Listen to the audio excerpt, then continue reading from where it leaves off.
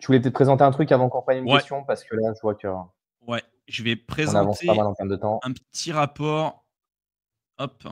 C'est le rapport Hop, de je te mets Binance un qu'on prend téléphone. régulièrement chaque mois. Donc là, en l'occurrence, c'est sur celui de décembre 2024. Et souvent, il me donne une perspective assez intéressante de ce qui se passe sur le moment sur le marché. On va passer assez vite hein, parce que vous pourrez le revoir de votre côté, vous le téléchargez sur le site officiel. Mais il y a quand même des chiffres intéressants pour voir un petit peu la dynamique dans laquelle on s'inscrit en ce moment. Donc ce qu'on voit, c'est qu'en 2024, et c'était ce qu'on vous avait dit plusieurs mois en arrière, que le dernier trimestre de cette année allait être un très bon dernier trimestre. Et là, c'est ce qu'on voit globalement sur le marché crypto. Là, c'est sur le Bitcoin, mais globalement, on reste sur un très bon trimestre. On verra décembre comment ça va se terminer, mais souvent, ça se termine quand même plutôt dans le vert, surtout dans des périodes post-halving. Donc, on verra, mais on est en train de suivre la dynamique qu'on suit depuis maintenant des années en crypto. En termes de performance, le top 10 des cryptos, c'est ceux qui ont eu les plus hautes performances sur ce mois de décembre.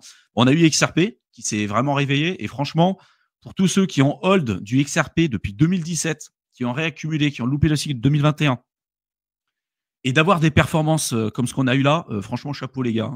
Parce que ça a Il vraiment les pas mérite. dû être facile. Ah, ils les méritent, hein, les gars. Parce Il que, les mérite. putain, Psychologiquement, il les mérite. Je ah suis ouais, de tout cœur avec eux psychologiquement parce que ah ouais. arriver à holder aussi longtemps sur un projet qui était dans la tourmente et autres, Ah, faut y aller. Hein. ah, ouais, à Ils l'ont voir là sur mérité, la les fin du gars. bull run, hein. Les gars, ils l'ont mérité. Hein. À C'est voir sur la fin du bull run les performances que ça va avoir, si c'est un choix judicieux qu'ils ont fait. Mais ouais, ils ont eu de la patience.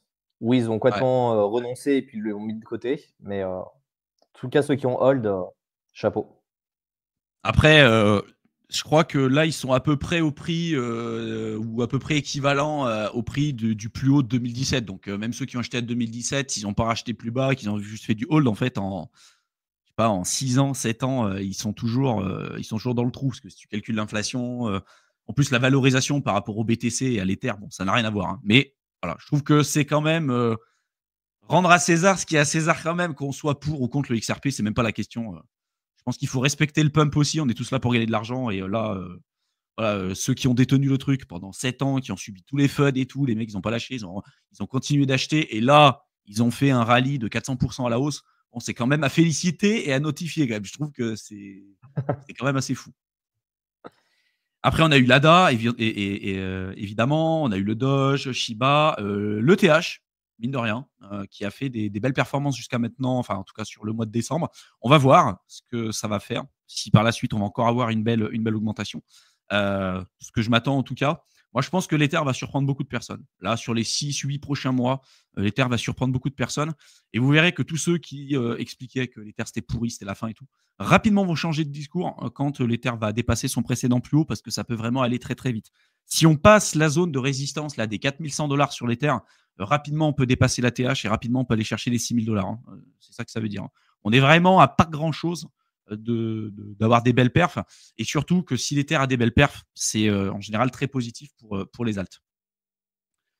Au niveau de la DeFi, vous avez donc là la répartition de la TVL en fonction des différentes blockchains.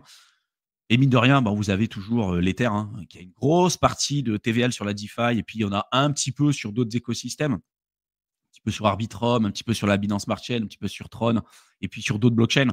Mais globalement, là où il se passe la majorité des choses, c'est sur Ethereum. Hein, donc sur la DeFi, ça a été également aussi sur les NFT. Hein, la majorité de ce qu'on a de volume sur les NFT, on en a un peu sur Solana.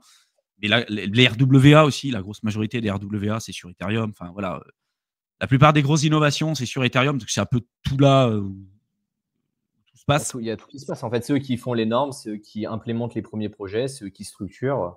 Là, Ouais. sur Tron, il y a encore un peu de volume parce qu'il reste quelques meme coins encore qu'il faut déployer. Mais le jour où il y a plus d'intérêt. Et tu le vois bien, hein, l'écosystème de Tron, il prend à chaque fois qu'il y a un nouveau produit qui sort où il y a du rendement. Et dès que ce produit il s'arrête, ils arrêtent. Concernant les NFT, donc on en a parlé un petit peu tout à l'heure, mais on avait eu une baisse importante des volumes. On est toujours sur des volumes extrêmement bas hein, par rapport à ce qu'on a connu par le passé. Même le point haut que vous voyez ici, c'est novembre 2023. Hein. Donc c'est vraiment que dalle. Hein. Par rapport à 2017, on était sur des niveaux de volume qui étaient, enfin 2021, pardon, on était sur des niveaux de volume bien plus élevés. Là, on est clairement encore dans le trou. Il n'y a pas grand monde qui s'intéresse aux NFT. Hein. y a eu Pudgy Penguin que j'ai évoqué tout à l'heure avec le NFT. Mais sinon, vraiment, voilà. On a une petite augmentation, mais franchement, c'est pas grand-chose par rapport à ce qu'on a connu par le passé. Après, concernant les NFT, bon, bah, ça, on l'a dit aussi tout à l'heure, mais on est sur des sommets historiques d'entrée nette sur les ETF Ethereum et sur les ETF Bitcoin. On voit qu'il y a vraiment 2 poids de mesure. Là, vous avez en jaune les rentrées nettes, les net inflows sur les ETF Bitcoin et en noir sur l'Ether. Bon, regardez, là, pendant longtemps, on était en négatif parce qu'il y avait les ETHE de chez Grayscale, ils sortaient de l'argent. Là, un petit peu ici, on est passé en positif. Là, c'est ce qu'on vous avait dit avec l'élection de Trump, en fait, fin octobre, début novembre.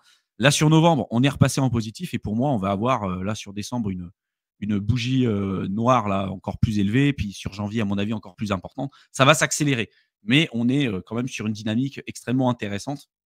D'où l'importance aussi d'avoir votre approche aujourd'hui qui doit être déjà préparée. Nous, ce bull run, ça fait depuis 2022 qu'on le prépare. On est prêt. Voilà, la stratégie de sortie a déjà été présentée. Les projets qu'on a en portefeuille, il y en a encore aujourd'hui. Vous pouvez accumuler à des prix super intéressants. Mais la fenêtre de tir, elle est relativement courte. Il n'y a pas énormément de temps devant vous. Donc, si vous voulez rapidement vous mettre à jour et vous faire accompagner pendant un bull run, en bear market, etc., et suivre ce qu'on fait avec Mickaël à l'instant T, vous avez le programme d'accompagnement. Vous avez le lien dans la description avec une vidéo explicative qui vous présentera en détail comment ça marche, comment ça fonctionne, ce que vous pouvez retrouver à l'intérieur. Donc voilà, n'hésitez pas à y jeter un coup d'œil si ça vous intéresse. Et vous avez aussi le programme Crypto Investisseur qui vous donne tout ce qu'il faut savoir avec une partie, bien évidemment, un peu théorique, mais surtout énormément de pratique pour vous permettre, in fine, de devenir autonome. Tout ce qui est lié à la DeFi, tout ce qui est lié au NFT, tout ce qui est lié à la protection des actifs numériques, l'analyse fondamentale, l'analyse on-chain, l'analyse technique, bref, tout. C'est plus de 50 heures de contenu que sur la crypto pour vous permettre de devenir autonome. Et voilà, avec ça, franchement, vous n'avez aucune excuse pour pas réussir en crypto. Donc, n'hésitez pas, vous avez les 2 liens dans la barre d'infos avec à chaque fois une vidéo explicative pour comprendre un peu plus ce que vous retrouverez à l'intérieur. Je continue un peu. Là, on parle beaucoup d'alt-season. Je vous ai donné, on vous a présenté notre avis avec Mickaël tout à l'heure en fonction de la dominance du BTC et tout. Et puis pour compléter aussi ce qu'on avait évoqué sur les lives précédents, n'hésitez pas à y jeter un coup d'œil, c'est toujours d'actualité aujourd'hui. Donc, l'alt-season en tant que tel, on a eu des petits rallyes sur les alts, mais on n'est pas à l'abri d'avoir une recrudescence de la dominance du BTC sur les prochaines semaines, prochains mois, jusqu'à peut-être mi-janvier 2025. Donc, on verra. Si ce n'est pas le cas et qu'on a encore une continuation de la baisse de la dominance du Bitcoin, là, ça sera très positif pour les alts. Mais pour l'instant, voilà, on est plutôt en attente de voir ce que va faire le marché. Mais on a quand même un suivi de ce que fait le Bitcoin aussi. Donc, attention. Et autre chose, là, on parle des frais qui sont récoltés sur les différentes blockchains. Là, il parle de Solana, sur lesquels aujourd'hui, il y a quand même énormément d'activités, surtout pour la DGen sur les mêmes coins. Aussi pas mal sur les NFT en ce moment. Et donc, ça a permis de récupérer pas mal d'argent sur la blockchain. Mais pour l'instant, cette blockchain, si vous regardez, elle n'est pas rentable en tant que telle, parce que pour calculer la profitabilité d'une blockchain, il faut regarder ce qu'elle rapporte par rapport à ce qu'elle émet. Et cette émission, c'est le nombre de jetons qu'on va donner, par exemple, pour rémunérer les validateurs, etc. L'idée, pour qu'un écosystème soit durable et puisse perdurer avec le temps, il faut que les émissions de tokens, en tout cas ce qui est mis en circulation, soient relativement minimes par rapport à l'argent qui est généré par les frais. Ça veut dire que la blockchain est suffisamment rentable et qu'on n'a pas besoin d'avoir une inflation toujours de plus importante pour rémunérer les validateurs et pour que la blockchain tienne la route. Ce qui n'est pas le cas pour Solana. Sur Solana, il génère des frais, mais aujourd'hui, la grosse majorité des rémunérations et de ce dont a besoin aujourd'hui les validateurs pour fonctionner, c'est l'émission de jetons, ce qui n'est pas le cas sur Ethereum. Alors, on est d'accord, sur Ethereum, payer des frais de gaz super élevés, ça fait chier.